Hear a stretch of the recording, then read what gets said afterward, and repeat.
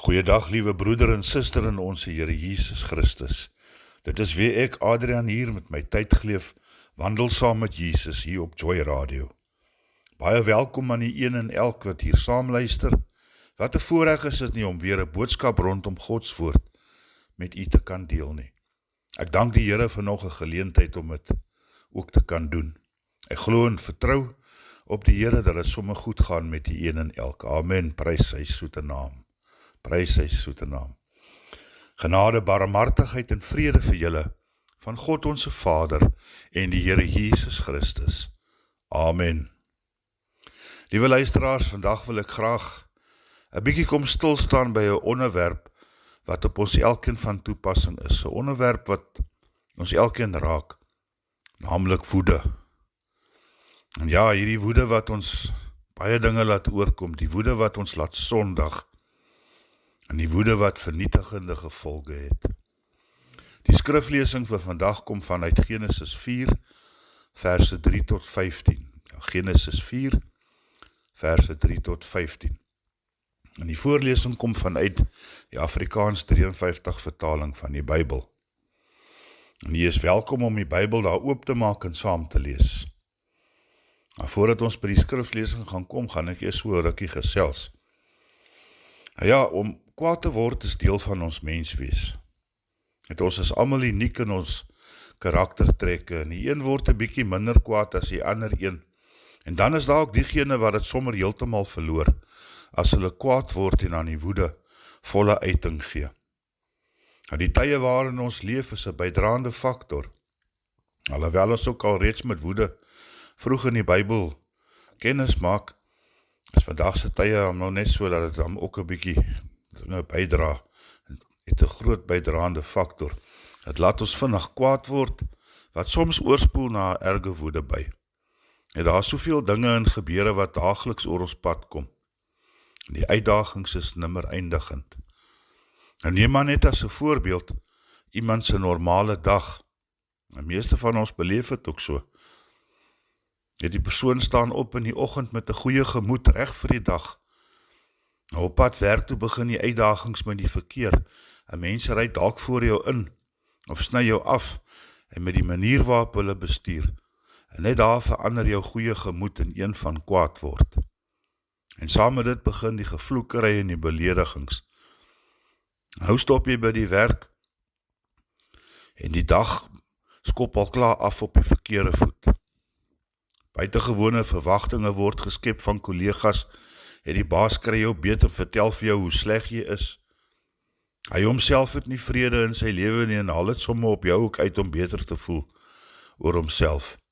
Verder is daar ander negatiewe dinge wat gebeur, en dit krap jou om, dit krap 'n mens om. Jy is ontsteld en voel dat jy sommer iemand wat skeef na jou kyk, later te lyf kan gaan, en die vloektaal borrel net uit jou mond uit. Ja, die oordeel en die verwyte en die sleg sê. Nou vanmiddag, na jy die dag gewerk het, of jou dag om is, nou gaan jy huis toe en die woede is nog steeds daar. Daar was nie eens tyd om stoom af te blaas, of om die woede te ontlont nie. Jy is nog steeds kwaad, en as jy by die huis kom, loop dit sommer weer oor. Jy begin by die hond, wat vir jou vriendelik inwag, en die volgende op jou pad van woede uitbarstings, loop die vrou of die man, of die kinders in jou huishouding ook deur. Ja, jou huis wat jou plek van rus en vrede moet wees, het nou verander in die teenoorgestelde, want jy gee uiting aan jou woede by. En dit skep chaos in jou huishouding.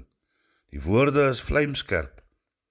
Die afbreek en beledigings maak diep seer aan hulle wat het moet aanhoor. En dit skep 'n donker atmosfeer in die huis. Die toorn veroorsaak dat die liefde, die geduld, die goeie samesyn wat eens in die huis was, net wegkwyn. Liewe luisteraars, my vraag is, ken ons elkeen dit nie? Ons is soos 'n drukpot op die stoof. Die pot is naderhand oorvol met dit wat alles met ons gebeur. Dit wat ons moet absorbeer. En die hitte onder hierdie pot van ons word aangedraai. Dit word net warmer en warmer. Die hitte neem aanhoudend toe. En in die pot kan nie meer die hoeveelheid wat daarin is en die hitte hanteer nie. En die volgende oomblik dan ontplof dit uiteindelik. Ja, alles loop net oor. Ons woede ontplof ook in die vorm van 'n uitbarsting, en dit maak die mense om ons baie seer. Liewe luisteraar, woede is 'n kragtige emosie, wat indien dit onbeheerst is, kan lei tot sonde en baie seer. Die woede wat ons ervaar en uiting gee aan so 'n uitbarsting kan op verskeie maniere gebeur as volg. Ja, ons het 4 van hulle, dit het 'n uiterlike voorkoms. Nou, ons lees in die Bybel in Exodus 32 dat Moses kwaad geraak het vir die volk, so dat hy die 2 kliptafels wat God hom gegee het, stikkend gegooi het van woede. Hier ook om die regte redes. Ons uiterlike voorkoms is deur die mond, en die vloekwoorde en skeltaal wat ons uiter wanneer ons kwaad is. Dan is daar die bedekte voorkoms. Dit is wanneer ons woede oorspoel in stilstype. Nou, stilstype is ook 'n ding wat gewoonlik hoogtyd vier wanneer man en vrou 'n meningsverskil of 'n rusie het. Dit het ons al baie gesien. As erge geïrriteerdheid, verbittering, haat en soveel meer. Jy is so kwaad dat jy met niemand praat nie. Jy sit met verbittering en haat in jou hart. En dan het die woede ook 'n gekamoufleerde voorkoms. Jy wil die persoon wat jou kwaad gemaak het terugkry. Jy wil wraak neem. Jy is kortaf met die persoon of jy gaan skinder by iemand oor hierdie persoon om hom of haar te laat sleg lyk. Ook om baie krities te wees teenoor die persoon wat jou kwaad gemaak het. Nou, en dan kry ons daar die ander een, die ding van karma. Ons sien dit dikwels op sosiale media, op die Facebook vanaam, dat karma wat almal moet terugkry. Liewe broeder en suster, karma is nie van God af nie. Ja, ek sê dit weer, karma is nie van God af nie. Jesus se woorde aan ons is duidelik. Jesus het duidelik vir ons gesê, vergewe mekaar, vergewe ander hulle oortredings, soos julle hemelse Vader julle ook vergewe. Ons lees dit daar in Matteus 6 met die bergrede verse 14 en 15. Vergewe mekaar. En sien, hier moet ons kies. Wil ons die wette van karma dien, of wil ons God dien? En ons moet besluit, karma gaan ons nie in die hemel uitbring nie. Dit kan ek verseker. Amen. Amen. Dan is daar die laaste een, die onbewuste woede voorkoms. Nou hier is jy kwaad vir iets en dit lei tot koudheid, vergeetachtigheid, moedswillige optrede en rebelse optrede teenoor gesag, reëls en wette. Jy besef nie eers dat daar woede en irritasie in jou hart is nie. Hier is die oorsaak van dinge wat in jou sielsdimensie gebeur het waarmee jy nog nie gedeel het nie. En dit manifesteer deur die voorkoms van rebellie en moedswillige optrede. En die woede binne in jou het gesondheidsgevare ook. Dit affekteer jou liggaam. En siektes soos hoë bloeddruk, koronêre trombose, naarheid, woemering, maagseer, ja, selfs hartlywigheid, velprobleme en asma. En mense wat erge woede aanvalle kry, het 5 keer 'n groter kans om 'n hartaanval te kry. Hierdie woede is nie goed vir ons nie. Dit hou vir u en vir my niks goed in nie.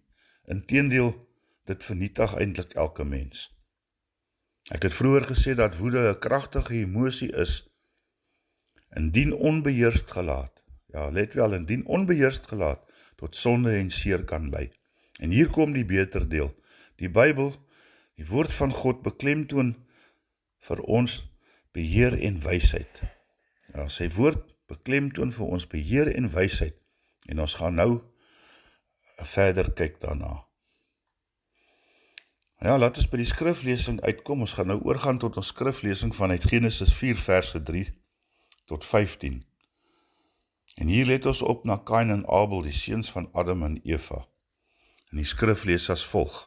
Ek begin hierso by vers 3. En na verloop van tyd het Kain van die vrugte van die land aan die Here 'n offer gebring.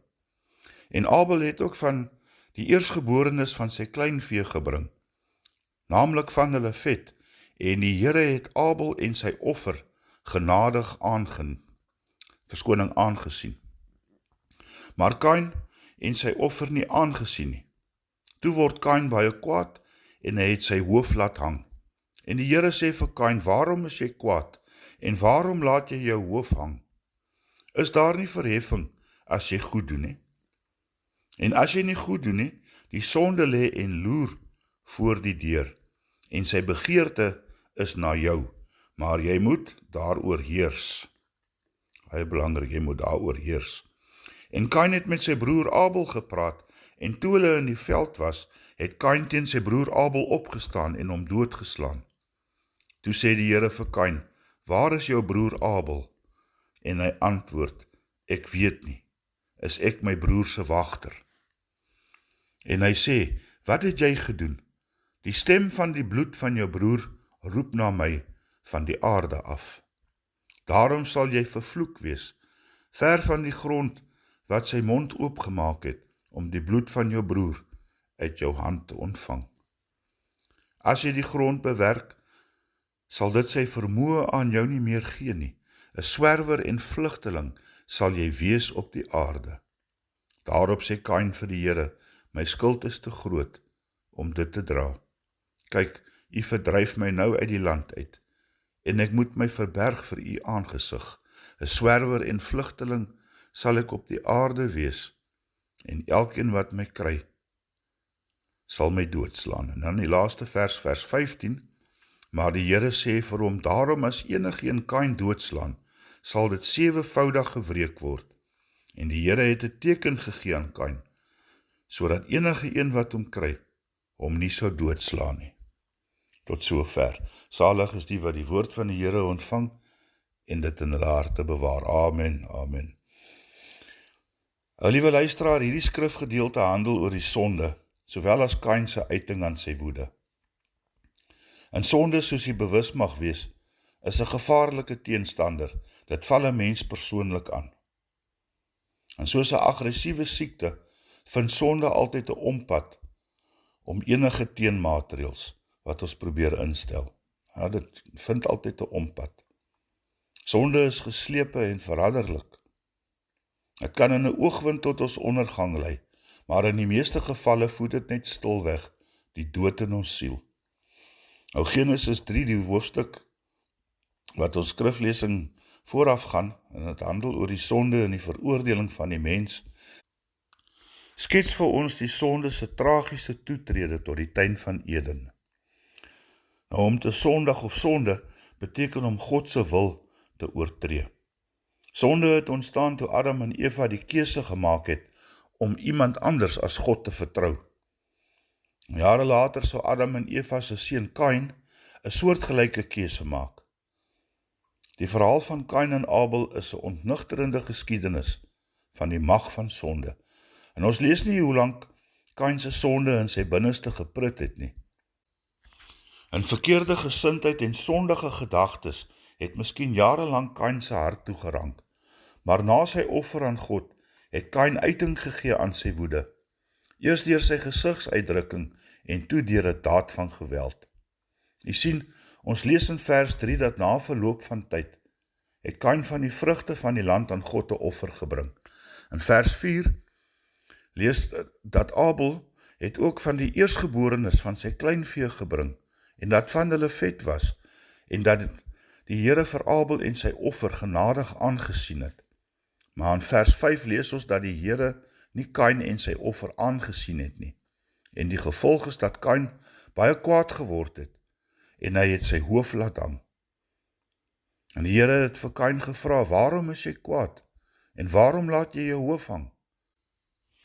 Kain se minagting vir sy broer het in vyandigheid ontaard. God het tussen beide getree deur Kain te waarsku in vers 7, en ek haal dit weer aan.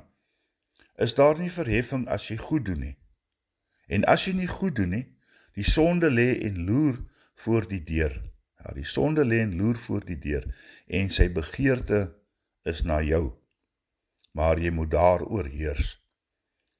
En die gevolg hier is dat Kain vir Abel doodgeslaan het in die veld. Kain se woede het hom tot 'n daad van moord gedryf. Liewe luisteraars, hoeveel keer het ons nie al gehoor in eie geleedere of deur die hoofstroom media waar die woede oorgekook het en tot 'n daad van moord gelei het nie. Hiervan was daar al horde gevalle gewees. Die woede lei selfs menigmaal daartoe dat 'n familielid, 'n kollega of selfs 'n onbekende persoon die slagoffer word van 'n aanranding of gedreig word met geweld. Menigmaal was jaloesie en afguns 'n bydraende faktor tot iemand se woede-uitbarsting, wat moord en doodslag tot gevolg gehad het. Hierdie soort dade is nie wat God vir ons beplan het nie. Nog minder is dit sy wil, dat ons as mens so moet optree. God se woorde aan Kain openbaar dat sonde altyd 'n keuse het. Ons is altyd in 'n posisie om te kies, of ons reg gaan optree of nie. Ons kan of probeer goed doen, of ons kan toelaat dat die boosheid ons oorwin. Jy sien, sonde is opportunisties. Dit wag vir die regte oomblik om toe te slaan, en dit byt ons swakheid uit. En die een sonde lei gewoonlik tot die volgende sonde. Dit neem hand oor hand toe, as ons dit toelaat. Daarom is dit so belangrik, dat ons nie die deur oopmaak vir die sonde, om ons te oorval nie. En Kain se verhaal illustreer hierdie progressie.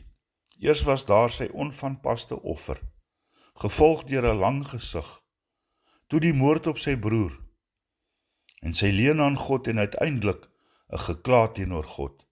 Kain kon op enige tydstip tot inkeer gekom het, maar hy het toegelaat dat die sonde groei en versprei. Is dit ook nie op ons van toepassing nie? Die Here gee vir ons vryle kans om keuses uit te oefen. Laat ons met wysheid en goeie oordeel die regte keuse maak. Dit gaan daaroor om sy wil te doen. Dit wat hom behaag. Jy sien in Markus 7 vers 20 het Jesus self gesê, wat uit die mens uitgaan, dit maak die mens onrein. Ja, wat uit die mens uitgaan, dit maak die mens onrein. En dit wat uit ons monde uitkom, wanneer ons kwaad is, dit maak ons ook onrein.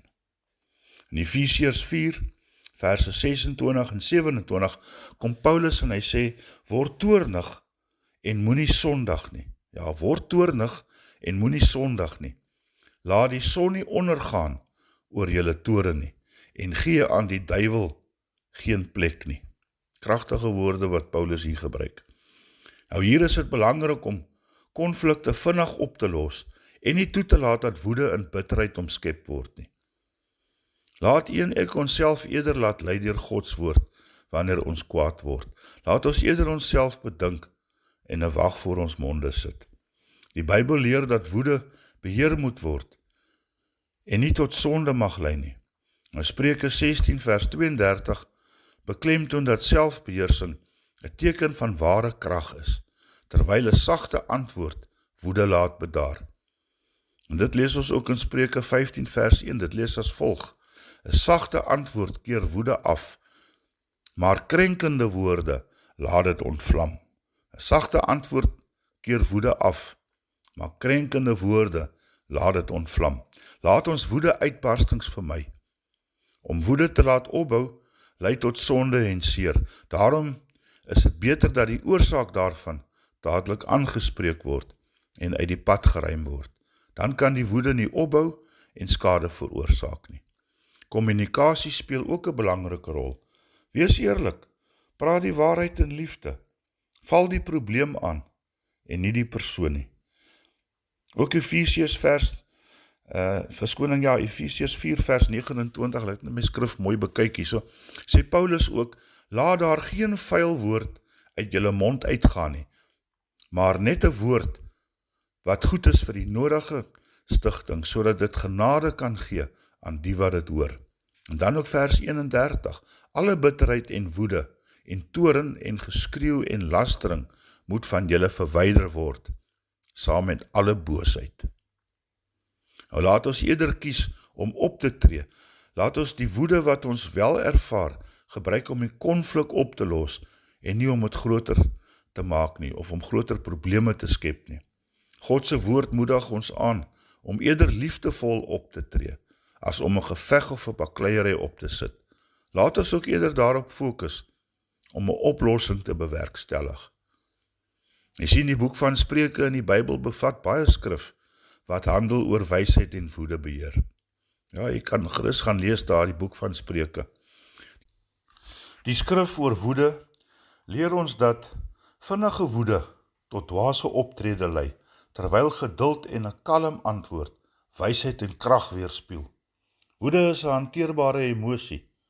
Kom ons glo en vertrou dat God deur die werking van die Heilige Gees ons sal help om dit te oorkom en sal omskakel na opbouende optrede. Liewe luisteraar, ek gaan afsluit met 2 verse vanuit Spreuke 19 vers 11 en Spreuke 29 vers 11. 'n Mens se insig maak hom lankmoedig, dit is sy eer om vergewingsgesind te wees. En dan Spreuke 29 vers 11, 'n dwaas laat al sy toorn uitvaar, maar 'n wyse bring dit eindelik tot bedaring. 'n Dwaas laat al sy toorn uitvaar, maar 'n wyse bring dit eindelik tot bedaring. Amen. Kom ons sluit die oë, laat ons in gebed gaan. Almagtige God en Hemelse Vader, ons kom in U teenwoordigheid voor U troon vandag. Here, ons kom en bely ons woede uitbarstings voor U. Ons kom bely al die skade en die seerkry wat ons woede al veroorsaak het tussen ons mans, vrouens, ons kinders en familie, asook vriende en ook by die werkplek en elders. Ons kom bely ook vandag ons onvergewingsgesindheid wat ontstaan het as gevolg van ons woedebye teenoor ander. Here, ons vra U dat U ons sal help om vry te spreek. Ons kom vandag en kies om te vergewe, Here, soos wat U ons ook vergewe. Laat ons woorde eerder vanuit wysheid en liefde kom, in steede van toorn, oordeel, vloek en haat. Ons gee vandag ons woede waarin ons swaar dra, oor aan U, want U alleen, Here, kan die kwaad in liefde, geduld, lankmoedigheid en sagmoedigheid verander. Dankie dat U ons nou genees van hierdie kwaad en woede binne in ons. Dankie ook, Here, dat ons nou in U arms mag ontvang, liefde, vrede en vreugde. Ek bid dit in die naam van Jesus Christus. Amen en amen. Liewe luisteraars, ek gaan U groet. Dankie vir die geleentheid om bietjie saam met U weer te kuier rondom die woord van die Here. Ja, mag U 'n pragtige week hê, tot ons weer saam gesels. Ek gaan nou die priesterlike seën ook oor U uitspreek. Die Here sal jou seën en jou behoed. Die Here sal sy aangesig oor jou laat skyn en jou genadig wees. Die Here sal sy aangesig oor jou verhef en aan jou vrede gee. Amen.